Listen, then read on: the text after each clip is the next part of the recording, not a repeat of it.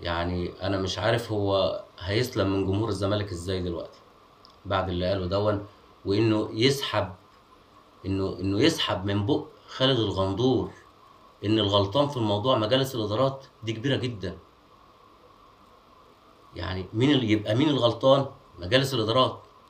خلاص الموضوع انتهى، وده من نجم سابق، واحد من الناس اللي على فكره كان وائل لباني ده كان مضى للنادي الاهلي، وبعد كده تراجع عن قراره وخد عقوده من النادي الاهلي. ايا كان بقى، لو زي ما هو بيقول الله اعلم، الله تعالى اعلى واعلم، لو زي ما هو بيقول اللي الاهلي ما ادالوش عقوده الا لما اتم صفقه في كان حصل صفقه عشان يرجع العقود، او كان طواعيه واداله عقوده عشان خاطر لما دام انت مش عايز تلعب معانا خلاص، الله اعلم انهي المقولتين اصدقوا في يعني في كل الاحوال.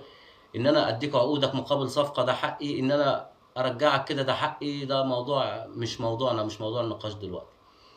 انما كون لاعب سابق في نادي الزمالك يتحلى بالعقليه دي ويفسر يقول لك انت مجالس الادارات انت اللي ما جددتش للعيبه، انت اللي سايب اللعيبه، انت ده موضوع.